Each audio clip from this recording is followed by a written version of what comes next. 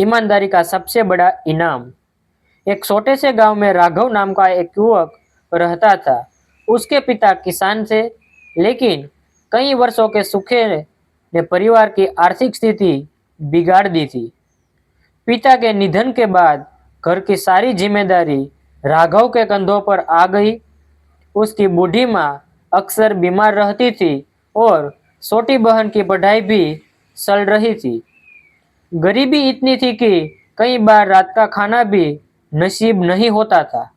फिर भी राघव ने कभी गलत रास्ता नहीं सुना। उसकी माँ हमेशा कहती, बेटा, इंसान गरीब हो सकता है, लेकिन उसका चरित्र गरीब नहीं होता है। राघव रोज सुबह शहर जाकर मजदूरी करता और शाम को जो कुछ कमाता उसी से घर चलता। एक दिन काम से लौटते समय उसे सड़क किनारे चमड़े का बैग पड़ा मिला। उसने आसपास देखा, लेकिन वहां कोई दिखाई नहीं दिया।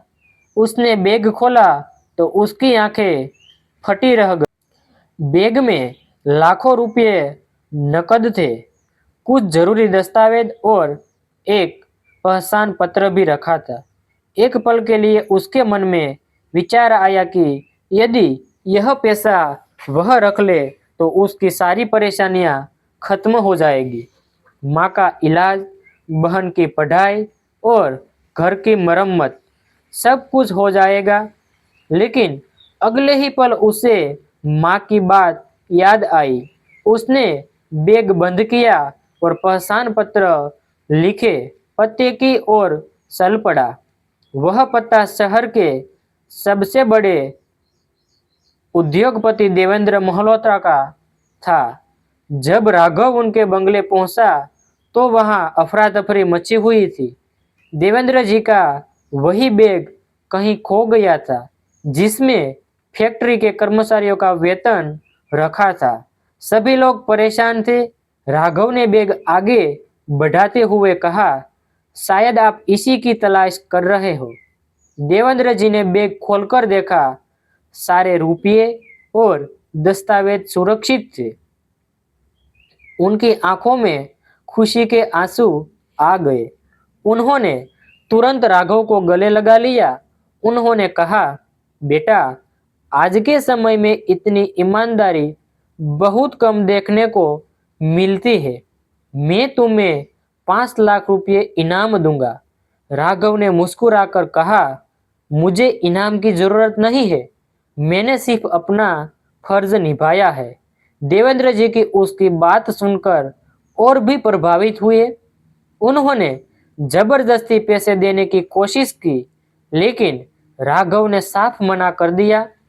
कुछ दिनों बाद देवेंद्र जी ने चुपचाप राघव के बारे में जानकारी जुटवाई।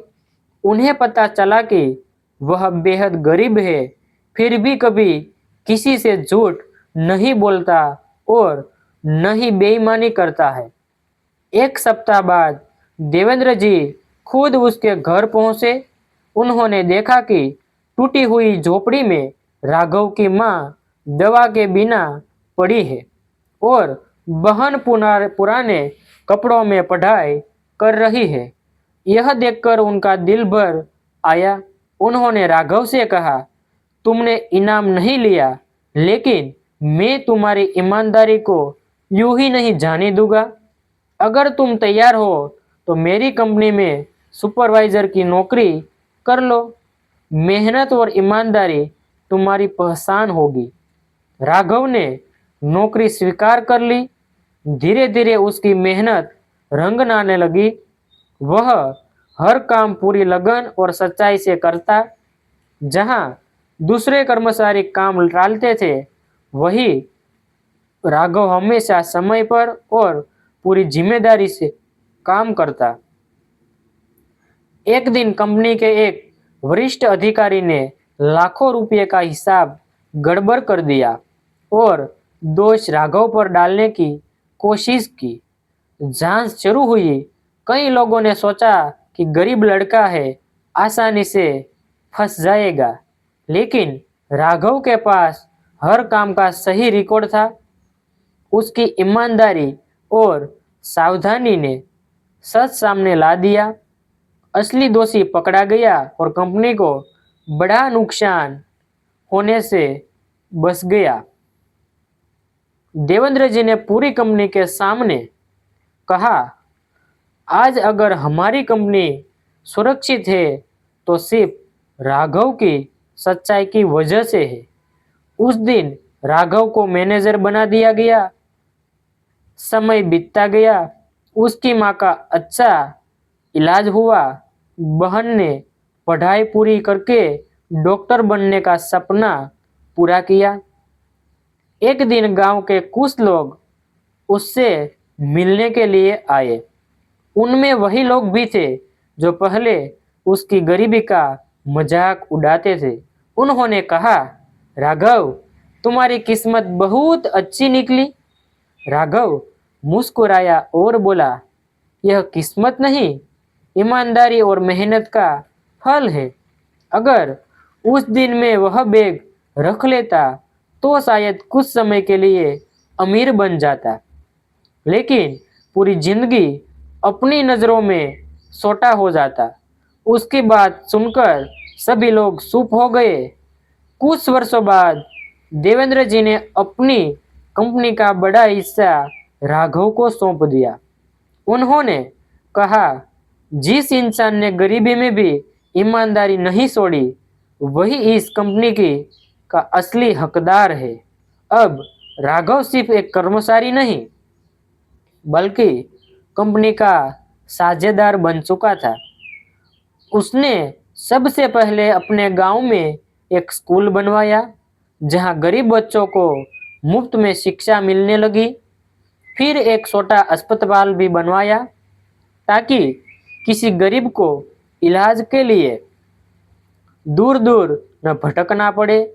जब लोगों ने पूछा, इतना सब करने की प्रेरणा तुम्हें क्या से मिली, राघव ने अपनी माँ की ओर देखकर कहा, उन्होंने मुझे सिखाया था कि धन खत्म हो सकता है, लेकिन अच्छे संस्कार कभी नहीं खत्म होते।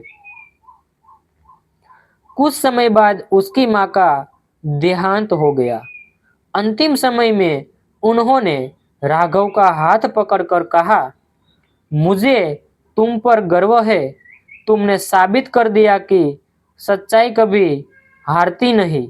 माँ की बात सुनकर राघव की आंखों से आंसू बह निकले, लेकिन उसके दिल में संतोष था कि उसने जीवन भर उनके संस्कारों का सम्मान किया।